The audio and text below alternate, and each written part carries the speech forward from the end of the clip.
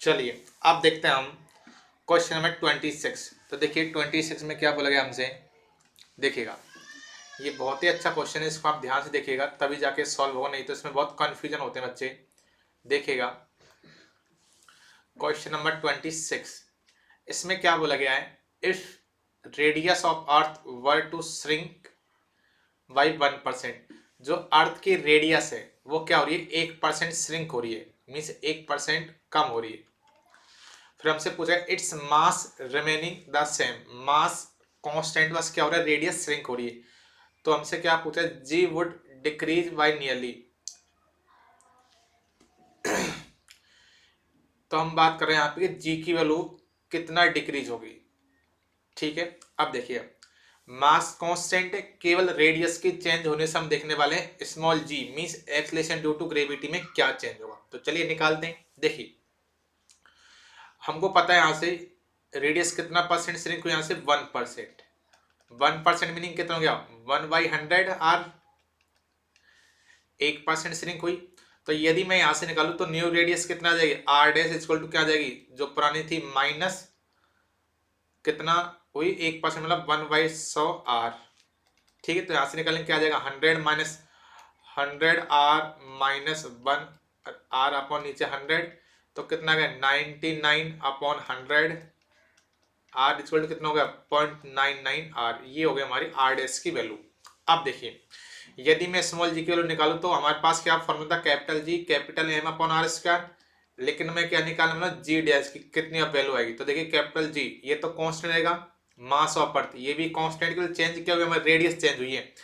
और यदि हम बात करें जी डैश की वैल्यू निकालूंगा तो यहाँ पे रेडियस कौन सी आएगी, आर डैश, तो आर डैश का whole square.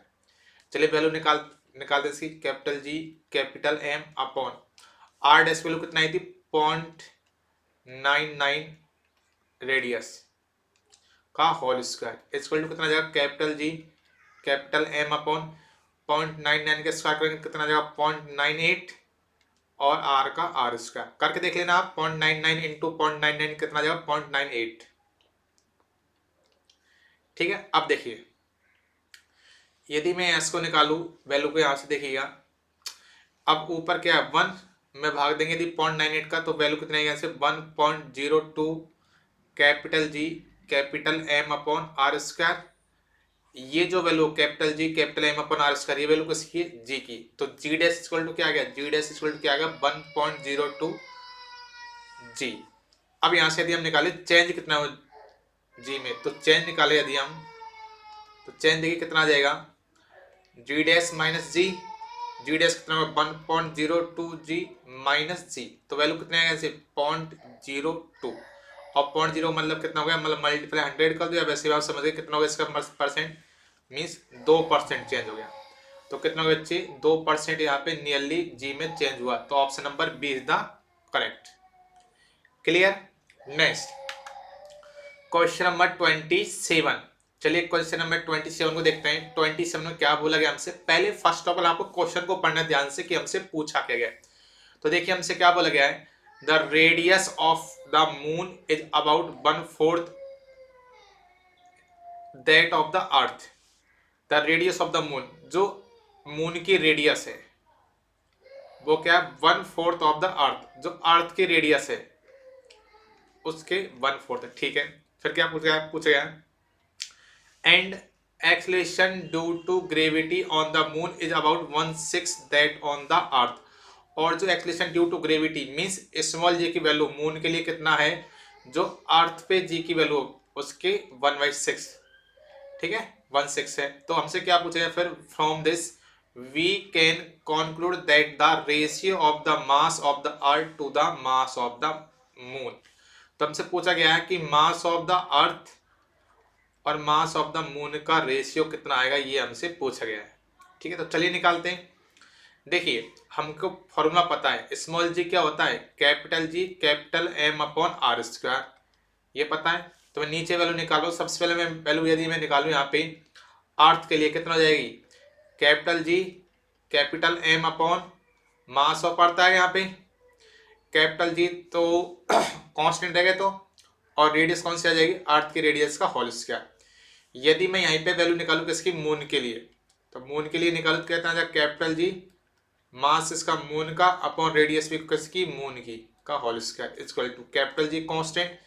Mass of moon कितना था, मास तो निकालना था, ठीक है, मास निकालना तो फिर हम ऐसे करते हैं इसको, देखिए फिर इसको मास के फॉर्म में कन्वर्ट कर लो जिससे चीजें सिंपल लगेगी, नहीं इससे आपकी जो कैलकुलेशन बड़ी हो जाएगी। देखो इसको सिंपल कर लेते हैं हम, इसको यहाँ से आप मास में कैलकुलेट कर लो। यदि मैं यहाँ से मास ऑफ मून निकालूंगा तो कितनी वैल्यू आ जाएगी, यहाँ से मेरी वैल्यू आ जाएगी बच्चे कितना,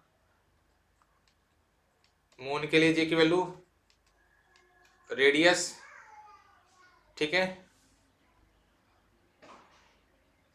अपॉन जी। चलिए वैल्यू निकालता हूँ, मास ऑफ जी की वैल्यू मून के लिए कितना है, अर्थ का 6, तो अर्थ की जो ग्रेविटी अपॉन 6 इंटू रेडियस कितना है, जो अर्थ की रेडियस है उसके 1/4 तो अर्थ की रेडियस बाई 4 का होल स्क्वायर अपॉन नीचे जी तो वही रहेगा इक्वल टू, देखो क्या आ जाएगा, ऊपर earth acceleration due to gravity of earth, ऊपर रेडियस ऑफ अर्थ अपॉन नीचे जी। अब देखो नीचे एक तो 6 आ जाएगा हमारा 6 इंटू नीचे 4 चौको 16, 4 का स्क्वायर 16 नीचे आ जाएगा, तो फाइनल वैल्यू कितनी बन जाएगी यहाँ से, तो ये वैल्यू बन जाएगी हमारी, मैं इधर लिख लेता हूँ, हमारी वैल्यू बन जाएगी ये, इधर लिख देता हूँ मैं ऊपर ना, देख लेना आप। तो मास ऑफ मून कितना आ जाएगा, acceleration due to gravity of earth radius of earth upon 96 G. यदि मैं यहाँ से निकालू मास ऑफ अर्थ, तो मास ऑफ अर्थ यहाँ से क्या आ जाएगा, acceleration due to gravity of earth radius of earth का होल स्क्वायर अपॉन नीचे कैपिटल जी। हमसे पूछा गया है, पूछा क्या गया यहाँ से, mass of earth upon mass of moon. तो चलिए निकाल देते हैं, मास ऑफ अर्थ कितनी है यहाँ पे, acceleration due to gravity of the earth radius of the earth का होल स्क्वायर अपॉन जी, और मास ऑफ मून क्या आया, acceleration due to gravity of earth radius of earth का होल स्क्वायर, हाँ स्क्वायर था ना, आप स्क्वायर लिख लेना, ठीक है, अपन कितना था 96 जी, ये से कट जाएगा, जी से जी कट जाएगा, 96 नीचे तो ये ऊपर चल जाएगी, तो मास ऑफ द अर्थ और मास ऑफ द मून का रेशियो कितना आ गया 96। अब देखो क्या ऑप्शन में है, क्या 96 नहीं है, तो लगभग अप्रोक्सीमेट क्या आंसर आ जाएगा यहाँ पे, अप्रोक्सीमेट 100 यहाँ पे हमारा आंसर आ जाएगा। क्लियर, निकाल लोगे आप, क्लियर यहाँ से, ठीक है। नेक्स्ट, ये बस सीधा आपको वैल्यू याद है मास of the moon mass of the अर्थ, तो वहां से कर लोगे, लेकिन याद नहीं करनी वो तो उससे निकाल लो, आ जाएगी सीधा। देखिए 28 हमसे क्या पूछा गया है, the acceleration due to gravity g for object or near the surface of earth is related to the universal gravitation constant capital G and M क्या mass of the earth and R क्या radius of the earth. Relation पूछा गया है, तो relation हम सब जानते हैं, स्मॉल जी इक्वल टू क्या होता है capital G capital M upon R square, ये तो हमें पता ही है कि हमारी अर्थ की सरफेस पे स्मॉल जी की वैल्यू आती है, वो कितनी आती है 9.8, और वो इसी वैल्यू से आई है, इसी फॉर्मूले से आई। जब हम वैल्यू लिख देंगे ना कैपिटल जी, ग्रेविटी कांस्टेंट कितना हो जाए 6.67 into 10⁻11 newton metre square upon KG square, mass of the earth mass of the और radius of the earth 6400 kilometre, इनकी वैल्यू पुट कर दोगे सब कुछ मिला के ये वैल्यू आएगी हमारी कितना 9.8 मीटर पर सेकंड स्क्वायर। तो फॉर्मूला क्या होता है, ऑप्शन देख लो कौन सा हो जाएगा फर्स्ट, नहीं इस इधर कैपिटल जी नहीं, ये गलत हो जाएगा, हाँ small G equal to capital G capital M upon R square, बिल्कुल ऑप्शन नंबर बी हमारा करेक्ट हो जाएगा। क्लियर सभी का, तो 28 का क्या हो जाएगा, option number B is the correct. Next question number 29 देखते हैं कि 29 में क्या पूछेगा हमसे, देखिएगा 29 में हमसे बोला गया है suppose the force of gravitation between two body of equal masses is F. हमसे बोला गया है suppose the force of gravitation between two body, कोई भी दो बॉडी है उनका मास क्या लग सेम है और उनके बीच में फोर्स लग रहा है एफ। जैसे मान लो फॉर एग्जांपल मैंने मान ली एक बॉडी जिसका मास है एम और दूसरी बॉडी जिसका मास है मैंने मान लिया एम, और इनके बीच में जो फोर्स ऑफ ग्रेविटेशन लग रहा है उसकी वैल्यू हमने मान ली एफ। फिर क्या बोला गया है, if each mass is double keeping the distance of separation between the unchanged, उनके बीच की मैंने डिस्टेंस कितनी मान ली यहाँ पे r, सेंटर बीच की। अब बोला गया यदि हम मास को 2 गुना कर दे, दोनों के मास को हमने 2 गुना कर दिया, 2m और 2m, और इनके बीच जो रेडियस है वो इतनी रहेगी, ठीक है।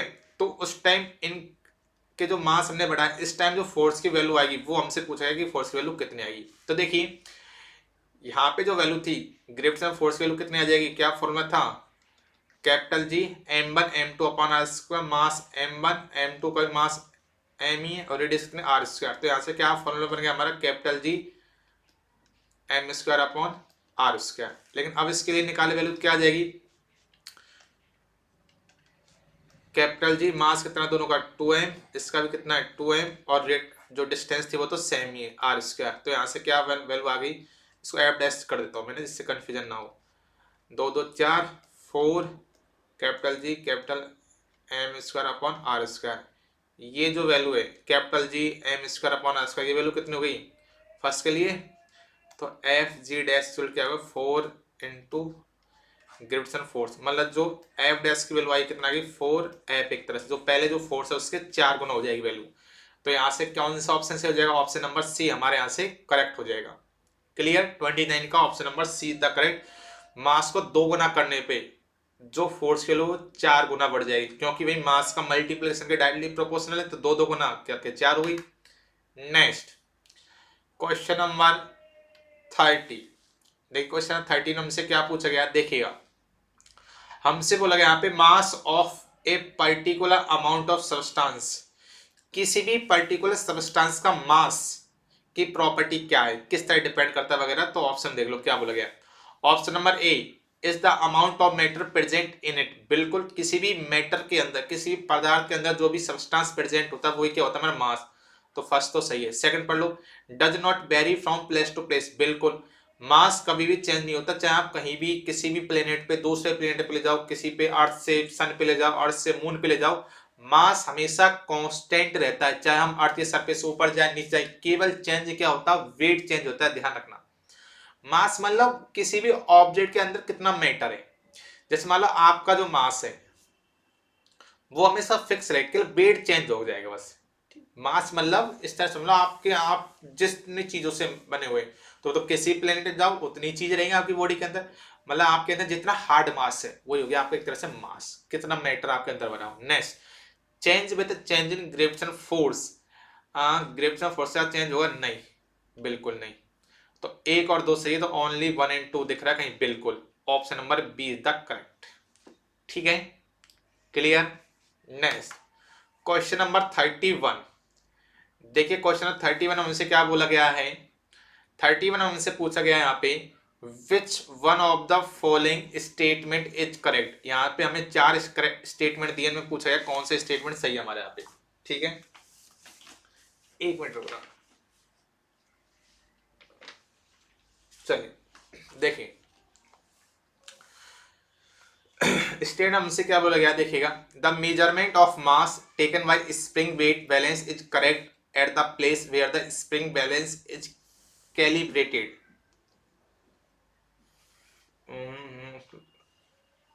संशोधन किया नहीं बेटे। तो ऑप्शन नंबर फर्स्ट का मतलब क्या है कि मान लो हमने यहाँ पे कोई स्प्रिंग वेट बैलेंस बनाया, कोई भी यहाँ पे मशीन बनाई, वेट नापने वाली कोई मशीन बनाई जो कि स्प्रिंग पे डिपेंड करती है, तो क्या यदि हम उसको दूसरी जगह ले जाएंगे तो क्या उतना ही वेट मेजरमेंट करेगा उसी रेशियो में, बिल्कुल वही सेम करेगा भाई। जैसे मान लो हम अपने घर पे मशीन लाते हैं, ठीक है, स्प्रिंग बैलेंस वाली भी मशीन आती है जिससे वेट नापा जाता है, जैसे सोनार वगैरह भी यूज करते हैं उसका। ठीक है, तो भाई मशीन तो कहीं और जगह बनाई जाएगी, घर पे लाएंगे तब भी एक्यूरेट देनी चाहिए वैल्यू, तो वो इस पे डिपेंड नहीं करती कहाँ पे बनाएगी। तो ऑप्शन नंबर फर्स्ट तो गलत हो जाएगा। सेकंड देखो क्या बोला गया, the measurement of mass taken by spring weight balance is correct at all place. The measurement of mass taken by spring weight balance is correct at all place. Wait, बेटा weight बोला गया यहाँ पे, मास हमेशा सेम होगा, weight same थोड़ी हो सकता है। मान लो हमने यहाँ पे स्प्रिंग बनाई, ठीक है, वेट वो मेजरमेंट करिए 10 kg, अब मान लो हमने उसी स्प्रिंग की जो मशीन बनाई है, स्प्रिंग वेट मशीन, उसको मान लो मून पे ले गए, तो क्या उतना वो वेट रिप्रेजेंट करेगी? नहीं बेटे, हाँ मास तो सेम रहेगी, वेट तो एक्सलेशन ड्यू टू ग्रेविटी जी के कारण चेंज हो जाएगा ना। भाई हमारी अर्थ पे जी की वैल्यू कितना 9.8, मून पे क्या हो जाएगा इसकी 16, तो वहां पे वेट भी 16 हो जाएगा। वेट कभी भी सेम नहीं रहेगा, हाँ मास सेम रहेगा, तो ऑप्शन नंबर बी भी यहाँ पे गलत हो जाएगा। नेक्स्ट, क्योंकि वेट लिख दिया, यदि यहाँ पे वो मेजरमेंट ऑफ मास टेकन आई है, ठीक है। Next, the measurement of mass taken by spring balance is correct at the place where the acceleration due to gravity is same, due to gravity. हाँ देखो मास लिख दो, वेट लिख दो यार, एक्सलेशन ड्यू टू ग्रेविटी कारण तो चेंज हो जाएगा ना। फिर क्या बोला गया है, किसी कमानदार तुला द्वारा लिए गए द्रव्यमान का माप समान होता है जाकर असंतुलन किया हो। The measurement of mass taken by spring weight balance is correct at the place where the acceleration due to gravity same. हाँ ये सही है। देखो कैसे, देखो ध्यान से इस चीज को देखना आप। देखो सिंपल कोई प्रोडक्ट है, थोड़ा सा ना कंफ्यूजन हो रहा होगा आपको। देखो फर्स्ट तो बिल्कुल समझ में आ गया होगा आपको, ध्यान सुनने इस चीज को, मैं क्या बताना चाह रहा हूँ। एक स्प्रिंग वेट बैलेंस मशीन है, ठीक है। उससे हम क्या कर रहे हैं, फर्स्ट में बोला गया है the measurement of mass taken by spring weight balance is correct at the place where the spring balance is calibrated. तो ये तो बिल्कुल सही है, सही नियम। देखो क्यों सही नियम, मान लो मैंने यहाँ पे वेट स्प्रिंग वेट बैलेंस कोई मशीन बनाई, मैंने यहाँ पे मेजरमेंट किया, तो क्या वो यही सेम मास रिप्रेजेंट करेगी? क्या उतना ही वेट यहाँ पे नापेगी? ये बिल्कुल सही नहीं। कहीं और भी जाएंगी तो वहां भी उतना ही करेगी। मैं बात करूँ अर्थ पे, अर्थ पे कहीं भी जाओ आप सरफेस पे, तभी तो जो प्रोडक्ट वाली मशीन वो बिक पाती है, तो इसलिए ये गलत है। बी में क्या बोला उसने कि मान लो हमने स्प्रिंग वेट बैलेंस मशीन बनाई, और यदि किसी दूसरे प्लेनेट पे जाते हैं तो दूसरे प्लेनेट पे जाने पे जी की वैल्यू चेंज हो जाएगी। तो क्या ये सभी प्लेसेस पे सेम मास मेजरमेंट करेगी? तो ये भी गलत है, क्योंकि स्प्रिंग वेट मशीन केवल वही सेम चीज रिप्रेजेंट करेगी, सेम मास कंसिडर करेगी जहां पे, जैसे मान लो अर्थ पे बनाया तो अर्थ पे acceleration due to gravity value कितना 9.8, तो पूरी अर्थ पे कहीं भी आप चले जाओ जहां पे जी की वैल्यू उतनी रहेगी, तब जाके वो सेम करेगी। नहीं तो मान लो दूसरे प्लेनेट मंगवाई तो जो स्प्रिंग उसका खुद का भी तो वेट चेंज हो जाएगा, तो वो काम सही तरह नहीं करेगी। तो ऑप्शन नंबर सी हमारा करेक्ट है। क्या बोला गया है, the measurement of mass taken by spring weight balance is correct at the place where accident due to gravity is same. केवल वहीं पे सेम रिप्रेजेंट करेगी जहां पे एक्सेशन ड्यू टू ग्रेविटी की वैल्यू क्या हो, सेम हो। ठीक है, मतलब हमारे आर्ट पे कहीं चले जाओ जनरली सेम होती है। क्लियर? तो यहाँ पे ऑप्शन नंबर सी सही है। थर्ड क्या बोला गया, a spring balance can not be use to measure mass at any place. नहीं बेटे, यूज करते बेटे बिल्कुल, तो इसका ऑप्शन नंबर सी हो जाएगा। ठीक है, इसमें कोई डाउट है तो दो जो मैंने दोबारा आपको बताया उसको थोड़ा दोबारा सुनिएगा ध्यान से, तब चीज आपको क्लियर हो जाएगी। तो इसका ऑप्शन नंबर सी क्लियर हो जाएगा। नेक्स्ट क्वेश्चन नंबर 32 में हमसे क्या बोला गया देखिएगा, विच one of the following statement true for the relation. हमसे रिलेशन पूछा गया और पूछा गया कि ये जो स्टेटमेंट है वो कब सही होगा, और कब क्या all the symbols have their usual meaning. बिल्कुल, तो देखिए ऑप्शन नंबर ए पढ़िए, क्या बोला गया, the quantity g depend on the local value of g. नहीं, जी तो किसी पे डिपेंड करता ही नहीं है। जी क्या होता है, ग्रेविटेशनल कांस्टेंट। जी क्या होता है यहाँ पे, ग्रेविटेशनल कांस्टेंट, गुरुत्वाकर्षण नियतांक, जिसकी वैल्यू कितना होता है 6.67 into 10⁻11 newton metre square upon KG square. ठीक है, फिर क्या बोला, the quantity G is greatest at the surface of earth. बिल्कुल नहीं, सब जगह सेम होगी, कभी चेंज नहीं होगी, ना कम होगी ना ज्यादा। सी क्या बोला गया, the quantity G is use only when the earth is one of two masses, one of the two masses, जब वन, हाँ कि एक मासेज अर्थ पे हो एक बार हो। नहीं, ये कोई जरूर नहीं, चाहे दोनों अर्थ पे हो क्या फर्क पड़ता है, जी तो उतना ही रहेगा। Next, the quantity G is a universal constant. बिल्कुल सही है, जी क्या होती है, यूनिवर्सल कांस्टेंट इज सार्वत्रिक नियतांक, क्योंकि जी की वैल्यू हमेशा कांस्टेंट रहती है। जी को इसलिए तो हम बोलते हैं क्या, ग्रेविटेशनल कांस्टेंट, गुरुत्वाकर्षण नियतांक, क्योंकि इसकी वैल्यू हमेशा हर जगह सेम रहती है। और वैल्यू कितनी सेम रहती है, 6.67 into 10⁻11 newton metre square upon KG square. और एक होता है small G, acceleration due to gravity, जिसकी वैल्यू हमारी अर्थ की सरफेस पे कितना होता है 9.8 मीटर पर सेकंड स्क्वायर। तो इसमें चेंज होता है, लेकिन कैपिटल जी में कभी भी चेंज नहीं होता। क्लियर यहां तक? आई होप क्लियर होगा। ये क्वेश्चन नंबर 32 का हो जाएगा डी। क्वेश्चन नंबर 33 देखो, 33 में हमसे क्या बोला गया, ध्यान से देखिएगा। इन वैक्यूम, सबसे पहले दे दिया उसने इन वैक्यूम निर्वात में, एक 5 रुपये को, एक 5 रुपए का सिक्का है, एक फीदर ऑफ ए स्पैरो, एक गोरिया पक्षी का पंख है sparrow bird, and a mango, और एक आम आर ड्रॉप्ड साइमल्टेनियसली। तीनों को, सिक्के को, पंख को और आम को, तीनों एक साथ छोड़ा जाता है ऊपर से, ठीक है, सेम हाइट से, from the same height. The time taken by them to reach the bottom is T1। तीनों टाइम लगता है, एक को T1, एक को हमने टाइम दिया T2, एक को टाइम दिया T3 respectively. In this situation we will observe that. तो इस सिचुएशन में हम क्या ऑब्जर्व करेंगे, तो देखिए वैक्यूम, वैक्यूम आ गया निर्वात में।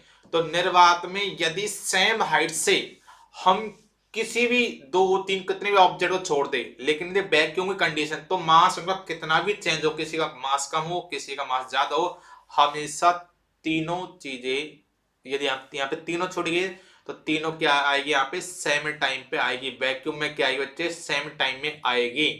क्योंकि वैक्यूम नहीं होता, मीडियम होता, तो मीडियम में तो डिपेंड करता ना कि नीचे से कितना फोर्स लग रहा है, एयर ड्रैग कितने लग रहा है। अब वैक्यूम में कोई फोर्स लगेगा नहीं, ना तो नीचे से कोई बायोंसी फोर्स, ना नीचे से कोई एयर ड्रैग फोर्स, तो तीनों क्या करेगी, हमेशा सेम टाइम पे आएगी। 33 का क्या हो जाएगा बच्चे, यहाँ पे डी हो जाएगा।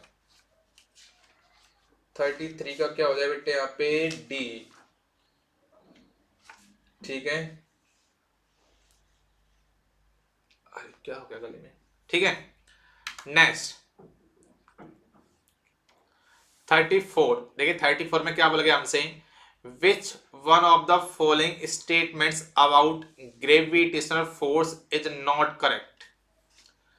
ठीक है, हमसे बोला गया यहाँ पे ग्रेविटेशनल फोर्स के लिए यहाँ पे कौन सा स्टेटमेंट करेक्ट नहीं है, नॉट करेक्ट पूछा गया। मतलब 3 यहाँ पे करेक्ट होंगे, एक यहाँ पे गलत होगा, तो गलत वाले को हमें ढूंढना है, 3 तो सही होंगे। देखो फर्स्ट क्या बोला गया, it is experience by all the body in the universe. क्या पूरे यूनिवर्स में सभी बॉडी के द्वारा एक्सपीरियंस किया जाता है ग्रेविटेशन फोर्स, बिल्कुल किया जाता है, तो ये तो सही है, ठीक है। Next, it is a dominant force between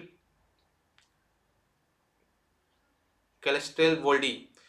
ये आकाशीय पिंडों के बीच एक प्रमुख बल है। हाँ बिल्कुल, बल तो लगेगा सबके बीच में। It is A negligible force for atom. क्या एक एटम के बीच में बहुत नेग्लिजिबल फोर्स, हाँ बहुत कम फोर्स कह सकते हो, क्योंकि एटम बीच में जाता है न्यूक्लियर फोर्स लगता है। Next, it is same for all pairs of body in our universe.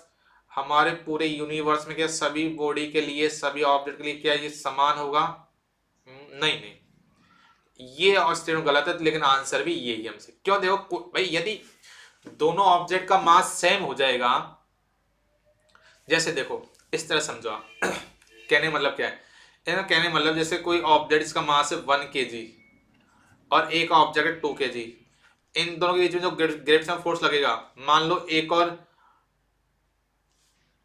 Condition मान लेते हैं, एक मास 1 kg और एक मास है 3 kg, तो क्या उतना ही फोर्स इनके बीच में लगेगा? वो लगे ना all pairs of body in our universe. नहीं बेटे, सभी सेम नहीं लग सकता, क्योंकि किन्हीं भी 2 ऑब्जेक्ट के बीच में जो ग्रेविटेशनल फोर्स लगता है वो दोनों ऑब्जेक्ट के मास के मल्टीप्लाई के डायरेक्टली प्रोपोर्शनल होता है। यदि मास चेंज होगा ऑब्जेक्ट का, तो उनके बीच में लगने वाला ग्रेविटेशनल फोर्स भी चेंज होगा। तो दोनों ऑब्जेक्ट के बीच में जो ग्रेविटेशनल फोर्स लगता है वो मास पे डिपेंड करता है। यदि मास चेंज होगा ऑब्जेक्ट का, तो उनके बीच में लगने वाला ग्रेविटेशनल फोर्स भी चेंज होगा। क्लियर? तो option number D is the correct. Next question number यहाँ पे 35। अब देखिए 35 में हमसे क्या बोला गया है, which one of the following is an example of the force of gravity of the earth acting on A vibrating pendulum Bob. ठीक है, तो हमसे पूछा गया है यहाँ पे, which of the following is an example of force of gravity of earth, force of gravity of the earth acting on the vibrating pendulum. देखो एक पेंडुलम वाली कंडीशन पूछी हमसे जैसे मान लो ये एक पेंडुलम, हमसे एक पेंडुलम बनाते हैं हम, एक पेंडुलम है, ठीक है। ये पेंडुलम रोटेट कर रहा है, मान लो इधर जा सकता है उधर जा सकता है, दोनों साइड जा सकता है, फोर्स लगाए। मान लो ये पेंडुलम इधर फोर्स लगाया तो इधर जाएगा, इधर फोर्स लगाया तो इधर जाएगा। अब बोला कि यहाँ से कि जब ये लेफ्ट हैंड साइड जाए, राइट हैंड साइड जाए, तो इस पे कौन सा फोर्स हेल्प करता है। तो देखिए ये इधर जाएगा, उसको वापस अपनी तरफ खींचेगा, इधर जाए तो इधर वापस अपनी तरफ खींचे, तो यहाँ पे कौन सा फोर्स कर, वापस रिस्टोर कर रहे हैं, तो यहाँ पे कौन सा फोर्स होगा बच्चे, रिस्टोरिंग फोर्स होगा। भाई फ्रिक्शन फोर्स का कोई काम है ही नहीं है, अदर में लटका हुआ है कोई पेंडुलम, तो यहाँ पे फ्रिक्शन में क्या काम, एप्लाइड फोर्स का कोई काम नहीं है, और वर्चुअल आवाज फोर्स नहीं। इसको वापस लाता है पेंडुलम को, जब भी पेंडुलम अपनी इनिशियल पोजीशन से चेंज करके वो लेफ्ट हैंड साइड जाता है या राइट हैंड साइड जाता है, तो वापस जो फोर्स लाता है उसको हम बोलते हैं रीस्टोरिंग फोर्स, ठीक बेटे। उसको हम क्या बोलेंगे यहाँ पे, रीस्टोरिंग फोर्स। क्लियर। नेक्स्ट, ठीक बेटे। अब देखिएगा, ध्यान से देखिए, एक चीज मैं आपको बता दूं, देखिए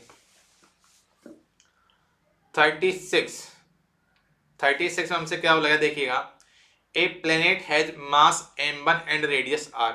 एक कोई प्लेनेट है जिसका मास है, प्लेनेट जिसका मास कितना है m1 और रेडियस है r1, ठीक है। The value of acceleration due to gravity on its surface is g1, और यहाँ पे एक्सीलरेशन ड्यू टू ग्रेविटी कितनी है, g1। There is another planet, फिर एक दूसरा प्लेनेट है, इसको मैंने फर्स्ट मान लिया, एक और प्लेनेट 2, ये प्लेनेट 1 ये प्लेनेट 2, क्या बोला गया, whose mass and radius both are 2 times, क्या क्या मास और रेडियस, तो इसका जो मास है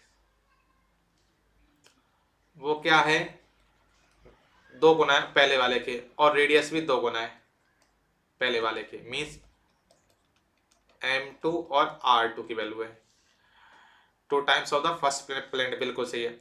which one of the following the acceleration due to gravity on its surface planet 2, तो यहाँ पे हमें g2 मतलब acceleration due to gravity g पे g की वैल्यू निकालनी, तो चलिए निकालते हैं। देखिए सभी जानते हो आप स्मॉल g की वैल्यू क्या होती है, capital G capital M upon R square, पढ़ाया था मैंने सारी चीजें, ये आपको बिल्कुल डिटेल में बताई थी मैंने।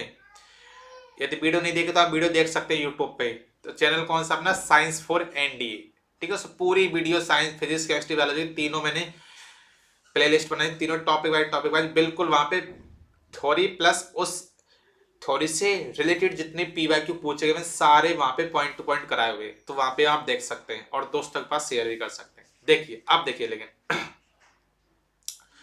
ये तो गए बच्चे सिंपल। अब जैसे प्लेनेट 1 के लिए बात करूं तो g1 कैपिटल G है तो कांस्टेंट रहता है, तो उसको तो कोई जरूरत नहीं है, और मास m1 और रेडियस r1, लेकिन मैं वैल्यू निकालनी 2 की, तो g2 इक्वल टू क्या हो जाए, कैपिटल G है तो कांस्टेंट है, मास सेकंड प्लेनेट का और रेडियस भी सेकंड प्लेनेट की।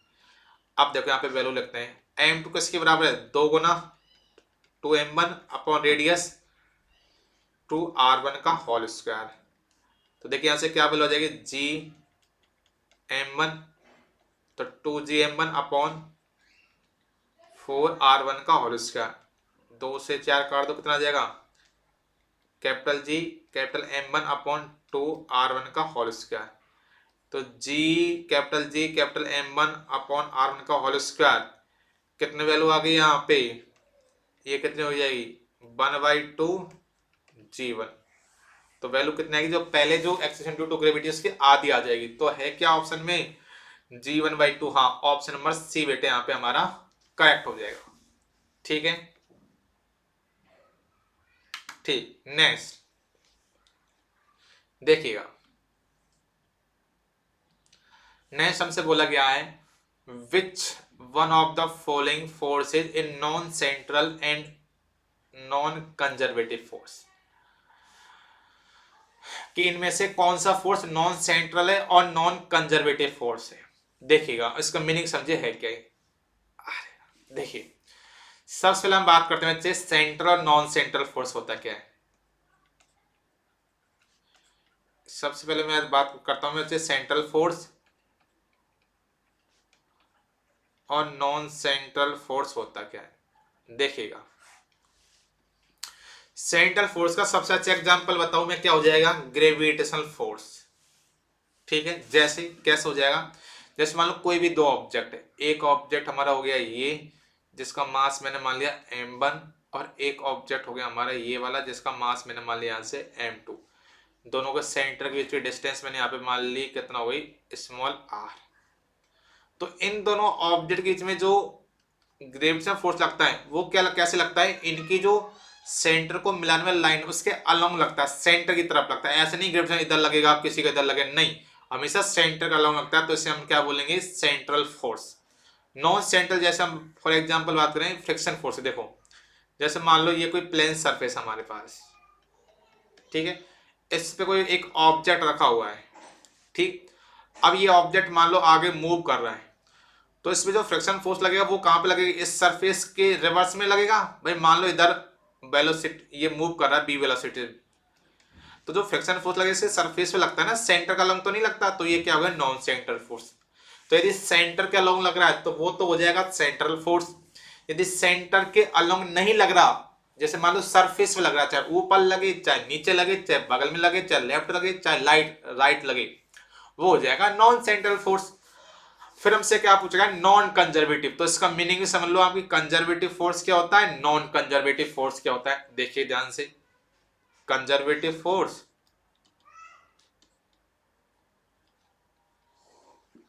और non conservative force,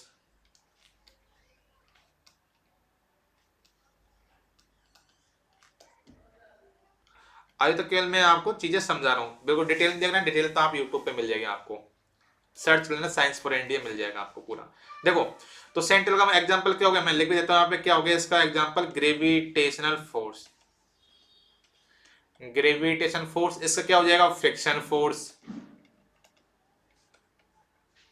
friction force. अब देखो कंजर्वेटिव क्या होता है, सबसे पहले कंजर्वेटिव फोर्स वो फोर्स होता है, जैसे मान लो कोई भी ऑब्जेक्ट, एक ऑब्जेक्ट मैंने मान लो ये मैंने मान ली यहां से मूव कर रहा है, ये ऑब्जेक्ट चल चलते यहां पे आ गया, इसकी पोजीशन हो ए, इसकी पोजीशन हो गई बी। जहां से चलना स्टार्ट करते हैं वो हो गई हमारी इनिशियल पोजीशन, ये बोल दो इनिशियल पॉइंट, प्रारंभिक बिंदु, और ये हो गया हमारा फाइनल पॉइंट, और जिस तरह से चले ये हो गया हमारा पाथ। अब देखो कंजर्वेटिव फोर्स वो फोर्स होता है जो कि केवल इनिशियल और फाइनल पोजीशन पे डिपेंड करता, पाथ पे डिपेंड नहीं करता, ठीक है। डिपेंड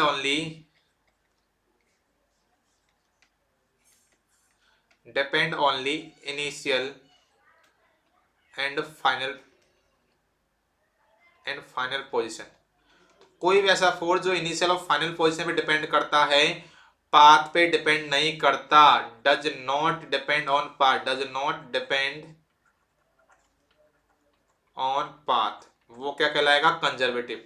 नॉन कंजर्वेटिव क्या हो जाएगा, जो कि पाथ पे डिपेंड करता है, depend only path, depend only path, not depend on,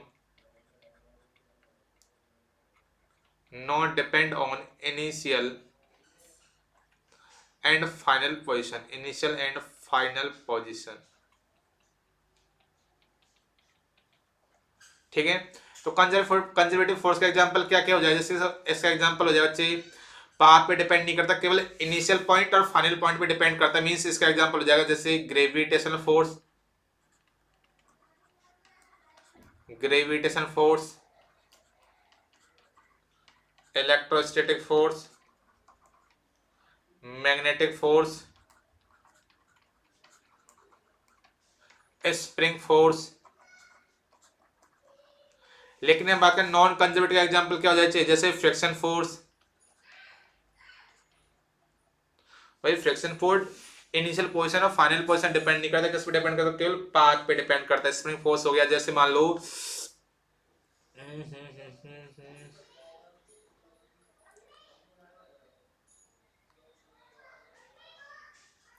friction force, viscous force, एक और एयर ड्रैग फोर्स लग लो, जो एयर लगाती है ड्रैग फोर्स। ये तो पाथ पे डिपेंड करेंगे किस पाथ जा रहे हैं। तो देख लो यहाँ पे क्या आंसर हो जाएगा, हमसे पूछेगा non central and non conservative. Friction force क्या हो जाएगा, नॉन सेंट्रल हो जाएगा, लेकिन ये non central and non conservative, हाँ तो ये हो जाएगा ना, ऑप्शन नंबर ए हमारा करेक्ट हो जाएगा। ऑप्शन नंबर ए। इलेक्ट्रो ग्रेविटेशनल तो होगा नहीं, ग्रेविटेशनल फोर्स तो नॉन सेंट्रल, तो ये तो सेंट्रल होता है, गलत नहीं होगा। मैकेनिकल भी वो दोनों का मल्टीप्लाई हो जाएगा, तो ये भी नहीं आएगा। इलेक्ट्रोस्टैटिक कंजर्वेटिव हो जाएगा, नॉन कंजर्वेटिव होगा, तो ये गलत है। हाँ तो फ्रिक्शन फोर्स ही हमारा सही आ जाएगा, क्योंकि फ्रिक्शन फोर्स क्या है, नॉन सेंट्रल है, मीन्स ये कभी भी सेंटर के अलॉन्ग नहीं लगता है, तो सरफेस के अलॉन्ग लगता है, और नॉन कंजर्वेटिव भी है, बिल्कुल नॉन कंजर्वेटिव, क्योंकि ये केवल पाथ पे डिपेंड करता है, ठीक है, ये कभी भी इनिशियल और फाइनल पोजीशन पे डिपेंड नहीं करता। Next question number 38। देखिए 38 में हमसे क्या बोला गया है, देखिए ध्यान से। तो 38 में हमसे बोला गया है suppose there are two planet 1 and 2। Suppose कर लो हमारे पास दो प्लेनेट है, चलिए कर लिया हमने, planet first and planet 2 having the same density. दोनों की डेंसिटी क्या सेम है, जैसे मैंने मान लो इसकी डेंसिटी मान ली ρ1, इसकी डेंसिटी मान ली ρ2, ठीक है, और दोनों क्या सेम है। What their radius radii are r1 and r2, लेकिन इसकी रेडियस क्या अलग अलग, इसकी r1 है, इसकी r2 है। वेयर r1 एंड r2, और इनकी जो r1 r2, तो r1 बड़ी है, रिलेशन में दे दिया हमें कि पहले प्लेनेट की रेडियस बड़ी है और सेकंड प्लेनेट की रेडियस छोटी है। और क्या बोला गया, the acceleration due to gravity on the surface of these planet are related to. तो इसकी हमने एक्सेलेरेशन ड्यू टू ग्रेविटी मान लिया g1 और इसकी मान लिया g2। अब हमसे बोला गया यहाँ पे g में रिलेशन निकालना है हमें, कि जो इनका एक्सेलेरेशन ड्यू टू ग्रेविटी है उस पे क्या रिलेशन आएगा, ठीक है। चलिए निकालते हैं यहाँ पे। देखिए एक्सेलेरेशन ड्यू टू ग्रेविटी जी की वैल्यू फॉर्मूला में पढ़ा, capital G capital m upon r square, ठीक है। लेकिन देखो यहाँ पे डेंसिटी के बारे में कुछ नहीं बोला गया, रेडियस के बारे में तो बोला गया है। तो यदि आप इससे आंसर निकालोगे तो क्या हो जाएगा, g रेडियस के इनवर्सली प्रोपोर्शनल है। तो यदि जिसका g बड़ा होगा, सॉरी जिसका r बड़ा होगा उसका g कम हो जाएगा। तो यदि मतलब r1 बड़ा है r2 से, तो g1 से बड़ा होगा g2, ये बोलता है कौन सा, इससे। लेकिन यहाँ पे ये आपको अप्लाई नहीं करना, क्योंकि यहाँ पे डेंसिटी बोल दी गई है। और मैंने आपको पढ़ाया था बेटे, याद हो आपको, ध्यान हो तो मैंने पढ़ाया था, वहां पे एक लाइन बोली थी, इसको कभी इसको याद तो करना, लेकिन यहाँ पे इसको यूज नहीं करना। इसका यूज तो बहुत जगह करना, केवल इसी जगह नहीं करना।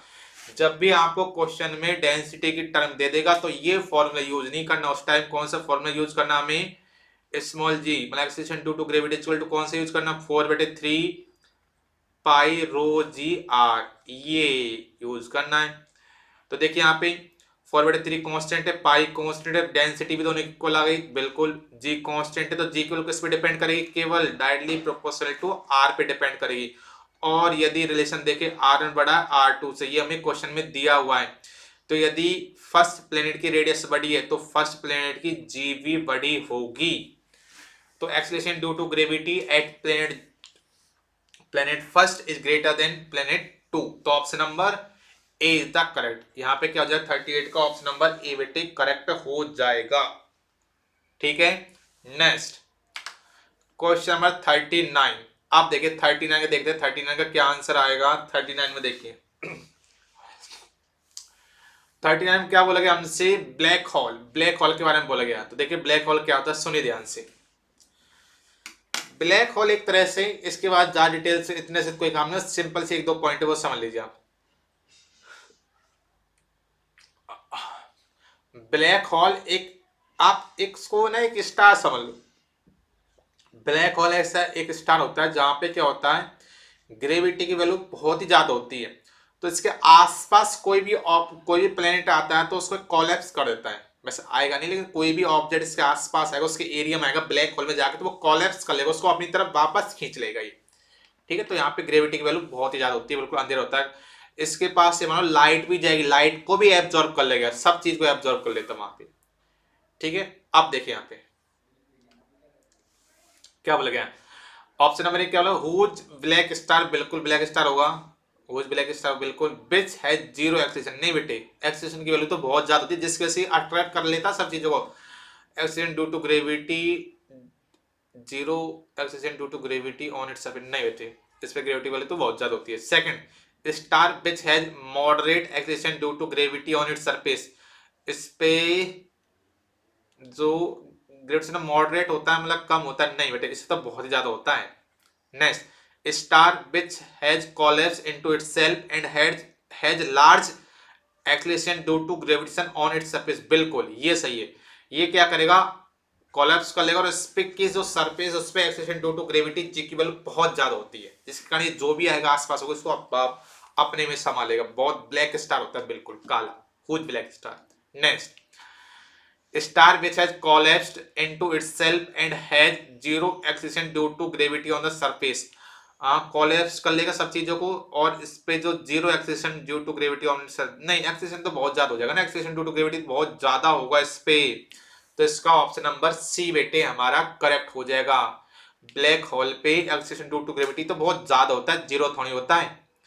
ठीक है, चलो यहां तक तो सही है। एक star which has collapse into itself, लेकिन इसके बाद जीरो नहीं बेटे, it has highest very large, बहुत ज्यादा एक्सीडेंट ड्यू टू ग्रेविटी, तब जाके सही कह सकते थे हम, जीरो नहीं होगी। ठीक है, तो 31 का क्या हो जाएगा, ऑप्शन नंबर सी बेटे करेक्ट हो जाएगा।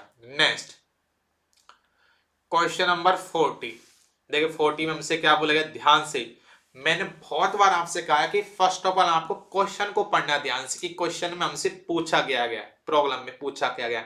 यदि आपने क्वेश्चन को पढ़ लिया ना ध्यान से, समझ गए क्या निकालना में, तो मान लो आधा सॉल्व तो वही हो जाएगा पहले, लेकिन हमको समझना भी कि क्या चीज हमसे बोली गई, क्या क्या हमें डाटा गिवन है। देखो हमसे बोला गया है two body of mass M each other are placed R, दो ऑफ बॉडी है जिनका मास कितना एम है, एक बॉडी ये ले ली मैंने, एक बॉडी ये, जैसा एग्जामिनर कहेगा वैसा मैं कर रहा हूं, and each placed at R distance, और इनके दोनों को सेंटर डिस्टेंस हमने मान ली कैपिटल आर, ये एग्जामिनर बोला है हमसे अभी तक। फिर क्या बोला है देखो, in another system two body of mass 2m each, फिर एक और सिस्टम है जिसका मास सबसे कितना है 2m है, are placed r1 2 distance apart, और इनके दोनों के बीच की डिस्टेंस हमसे कितना दी गई है r/2। ठीक है भाई, फिर क्या बोला गया, if F with the gravitation force between the body of the first system, और इन दोनों के बीच में जो ग्रेविटेशन फोर्स लगता है उसकी वैल्यू यहाँ पे दी है कैपिटल एफ। फिर हमसे क्या बोला गया, then the gravitational force between body in the second system will be, तो जो सेकंड सिस्टम दे रखा उसके बीच में जो ग्रेविटेशन फोर्स लगेगा उसकी हमसे वैल्यू पूछेगी, कितनी वैल्यू आ जाएगी यहाँ से। तो चलिए निकालते हैं। देखिए कोई भी दो ऑब्जेक्ट होते हैं उनके बीच में जो ग्रेविटेशन फोर्स लगता है उसकी वैल्यू कितनी होती है, कैपिटल जी, दोनों का मास का मल्टीप्लाई मतलब एम और एम, कैपिटल एम लिख दो यहाँ पे, कंफ्यूज मत होना आप, अपॉन कैपिटल आर स्क्वायर, तो यहाँ से वैल्यू कितने है, कैपिटल जी कैपिटल एम का whole square upon R square, ये वैल्यू आ गई ग्रेविटेशन फोर्स की। यदि मैं सेकंड प्लेन के लिए निकालू तो देखिए सेकंड के लिए मैं यहां निकाल दूं, कंफ्यूज मत होना, क्या आ जाएगी, कैपिटल जी दोनों का मास कितना हो जाएगा 2m, और दोनों के सेंटर की डिस्टेंस कितना हो जाएगा r/2 का होल स्क्वायर। चलिए देखते हैं, फिर निकालते हैं, कैपिटल जी दोनों का मास 2m क्या 4m स्क्वायर, तो 4 को मैं आगे ला रहा हूं, अपॉन r/2 का होल स्क्वायर कितना आ जाएगा r²/4, तो 4 हम वापस ऊपर चल जाएगा, नीचे मल्टीप्लाई हो गई, या पहले नीचे लिख दो आप 4, नहीं तो कंफ्यूजन मत हो जाना आप। तो ये ऊपर काट मत देना, ये नीचे अपॉन में ध्यान रखना, तो ये ऊपर जाएगा तो मल्टीप्लाई हो जाएगा, 4 × 16 capital G capital M square upon R square.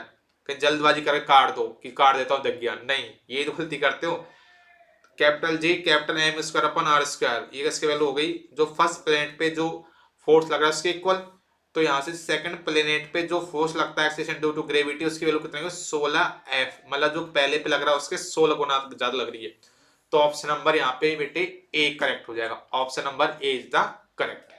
ठीक है, नेक्स्ट क्वेश्चन नंबर 41, देख क्वेश्चन नंबर 41 में हमसे क्या बोला गया है, देखिए ध्यान से, two planet orbit the sun in circular orbit with their radius of orbit r1 and r2, तो दो प्लेनेट हमारे पास, एक की रेडियस है r1 जो r के इक्वल है, और सेकंड की रेडियस है r2 जो कि 4r, 4 गुना फर्स्ट के।